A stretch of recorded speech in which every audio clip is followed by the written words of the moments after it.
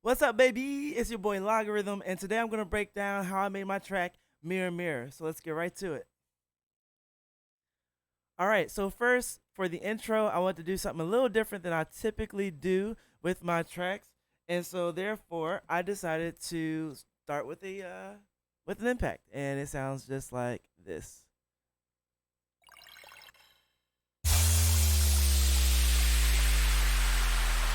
All right, and then I started adding some other sounds to it, and I found like it kind of gave it this like underwater sound. There was like this FX here, and like some knocks, and you'll hear it.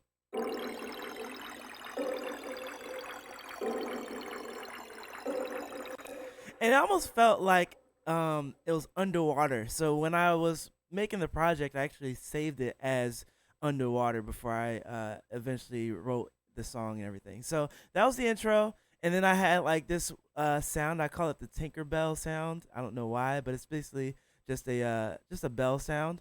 So I'm gonna go ahead and play that for you real quick. Simple, just three notes essentially, just back and forth. And I did that on Serum. You'll see that most of my sounds and everything are from Serum. And again, I think it was called Tinkerbell, so I just yeah, Tinkerbell. All right, and then we start getting into the build into the verse. So I started throwing in some snare here.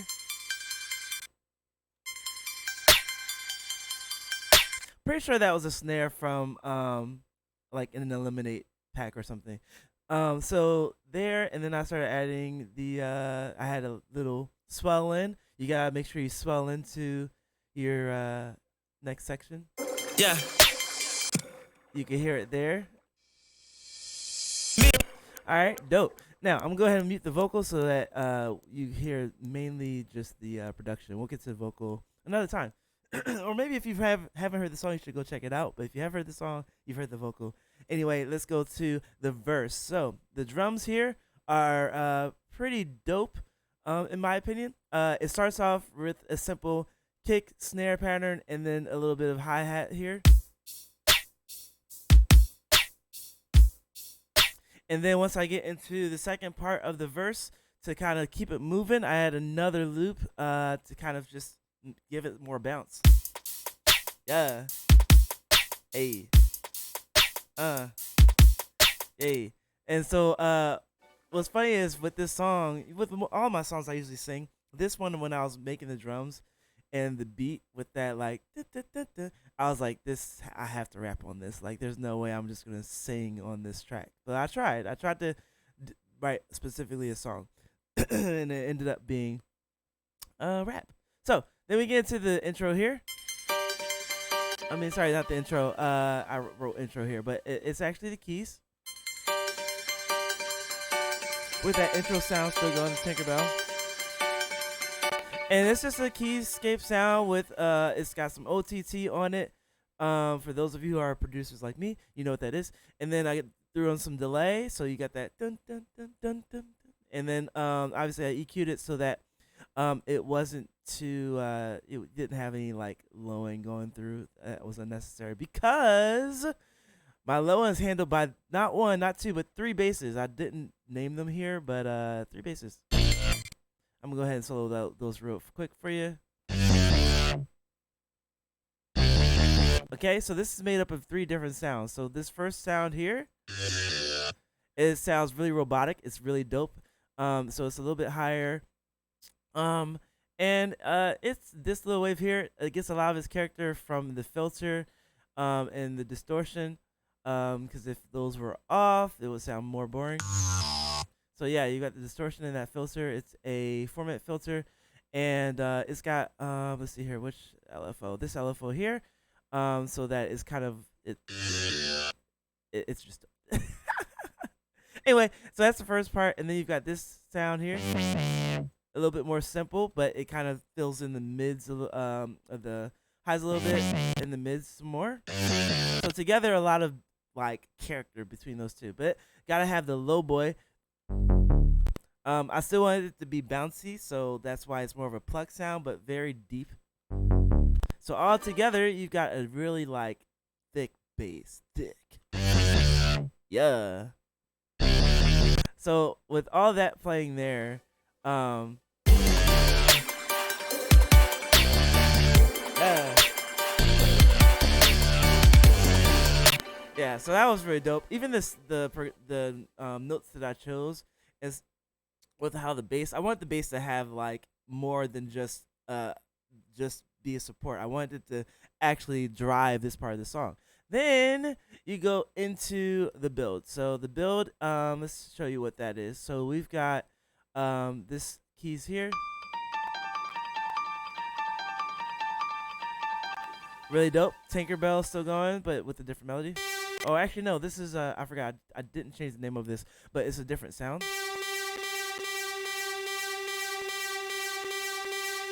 So that you can tell that it's building. I kept it on the one note, and then it jumped up to an octave here. Okay, and then again, just kind of building towards energy. So it starts off low, like oh snap, and then when it gets higher, like oh. Then this one here, let's see what this synth was. Oh, this is the Plex.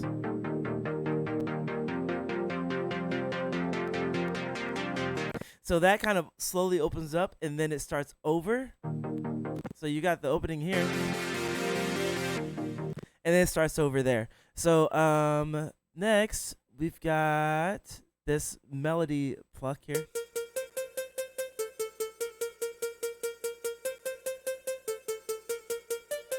That way, you don't just have like a simple just pluck chord sound. I had this melody in my head.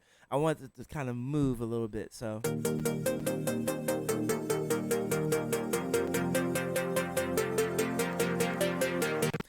that's pretty dope. And then of course, because it's a build, you gotta have some FX in there that's kind of do all that. So you've got an impact, you've got some swells. I've got these vocal chops here. I want you to hear real quick because this was really cool. This here. And then it goes up an octave. Or no, not here. I think it was this. Okay, I forgot. I did the octave with the other thing. I didn't do it with the vocal.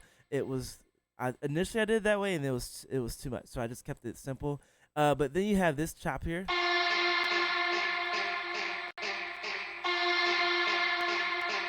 So together, those just sounded really dope. Now there was something I wanted to add, but I had to remove the later. It was this little thing here. Like that would have been cool. I had a really cool idea for that, but it just didn't work out. But I might use that sample at a later date and time. So, that is that. Oh, the drums, of course. So you get no drums in the first half, but then you got the drums here. It's just 2 building loops. So you've got this one here, just the claps, and then you've got this one with the rolling drums, and together just had a nice feel to it.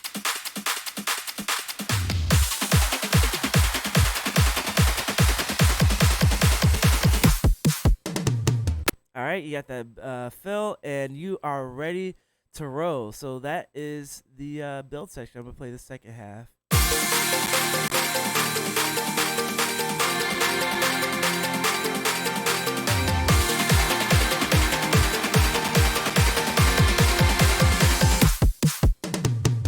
All right, let's get to the first drop. And the second drop is pretty much like the first drop, but the melody changes. So I won't quite go and play that whole second drop. But the first drop, I will show you the drums first. So we've got a basically, whoops, sorry. We've got a dubstep drop, drums, kick snare pattern with some let's see here. I gotta solo it so you can hear it. So you got that one loop that's more hi-hat and crash heavy, and then you have this one. Has that swing to it. It's more of it feels like a shakerish. I don't know what to call it, but yeah, together those sound really nice and fill out the top. Okay. So, oops, sorry, that's your drums right there. Pretty simple. Get into let's see, let's do the bass next so you can hear that nice and clear. So we'll do the bass here. Okay, so we've got a sub and a mid bass. So the mid bass is the higher part that you're hearing. And that's basically just two sounds. You've got a simple saw, or technically three sounds because there's a little bit of bass in there, a bass saw. But there's a saw, and then I've got this. It's called a filter pulse wavetable, and it's just really high. It just adds a lot more higher character to it, so that it cuts through the mix for you. So that's the mid bass, and of course we've got some distortion going on, and this distortion kind of really crunches it up, but doesn't overdo it. And then you've got the sub. Add a little bit of dirtiness to it, so it's just a sine bass and then distortion. So together, got nice thick bass. Okay, all right. The main part of the drop. This drop has three parts. There's an arps, a chord stack, and a drop lead. Okay, so let's show you the arps real quick. So you've got two of them, and they're going left and right.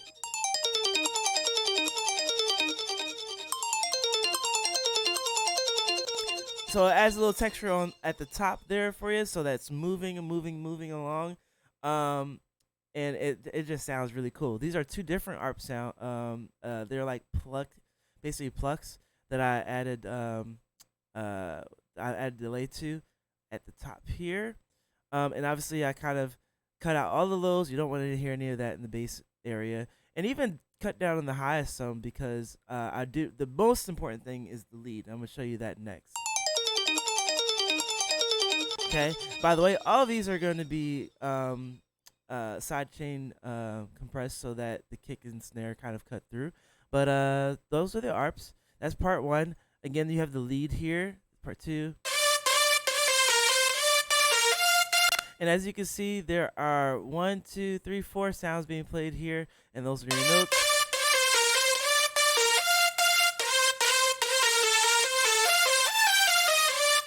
I love making leads. I really do. Not necessarily the sounds. The sounds of the leads usually tend to be simple, as you can see.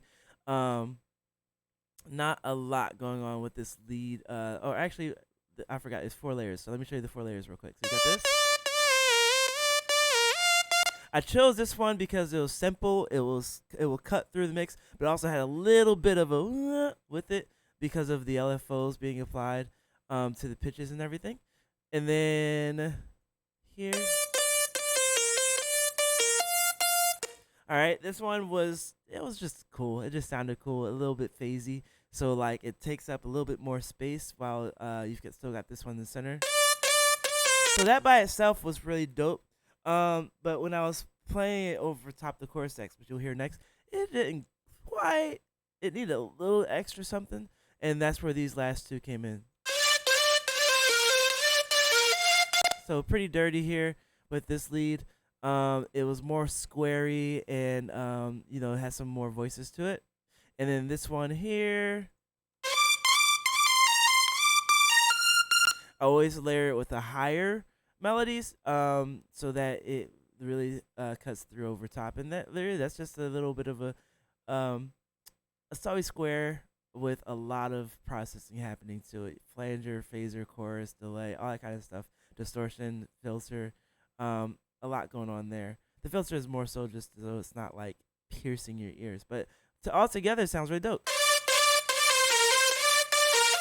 Now you notice you can't hear that high one very much, but when you take it away versus with it, it's just enough. And I don't. You really gotta be listening for it. But the main event here, underneath all of that. So let me show you what those sound together. Just the arps and the drop lead.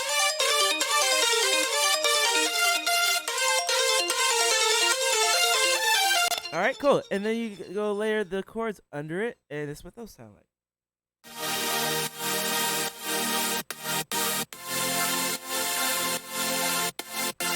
So you'll notice a lot of processing here. Everything is the chorus stack is very much OTT'd, basically, compressed.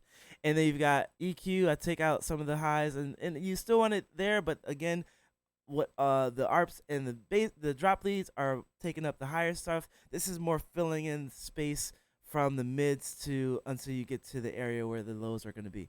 And then sidechain compressor. So again, because it takes these chord stacks take up so much space on the spectrum, we want to make sure they're dipping every time you hit a kick and snare. And yeah, there are 3 sounds here. So you've got this one. All right, that's the thickness of the thick is the word of the day here. That's the thickness of it, and then you've got to kind of fill in the highs a little bit, and then you got for movement. Not everyone does this. I like to do this with certain songs where you'll have more straight, a straight LFO'd chord stack, and then sometimes to kind of add a little bit of extra movement, I'll throw in something in the middle there or not necessarily middle. It's a little bit higher, but it's not too high. But just so you feel it, so you feel it more than you hear it. So in that chord stack, you're gonna feel like it's like moving like this, like pulsing, more than you hear with the sidechain. Because if I turn the sidechain off, you can hear it better. Wow, wow, wow. So you already get that, but then you add the sidechain compressor. Now you're really moving. So it just sounded dope. So there you have it. That is the drop. I'm sorry. There we go.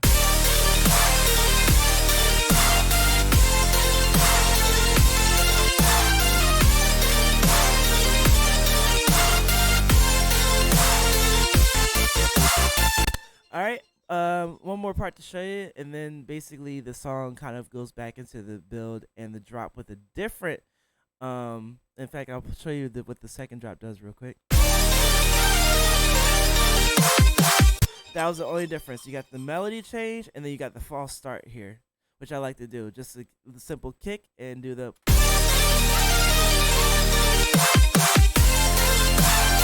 All right, so that's what the second drop is. Now let's get into the second verse. It starts off with this little synth sound.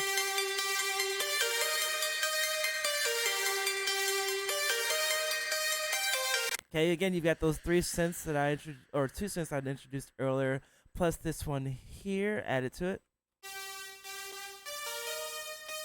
Little detune saw action. And then for the drums, as they start to get introduced, you've got this really cool kick and tom thing going on.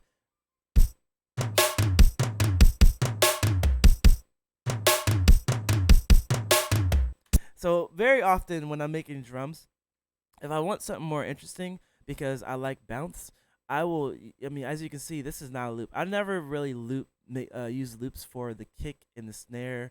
Not often for the hi-hats either.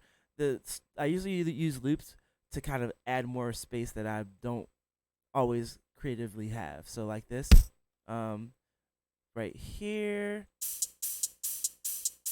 and this. Like that has enough character. I don't need to try and recreate that. But I want my drums to sound a certain way, like the kick and all this stuff here. So, and then you just add this. Now we're moving. So those drums are bouncy. I love it. And so again, made for a really dope rapping section. But that wasn't it. We have you had this section here. Oh, that's right. The effects and the bass. Let's do the bass real quick. So you had this one bass here.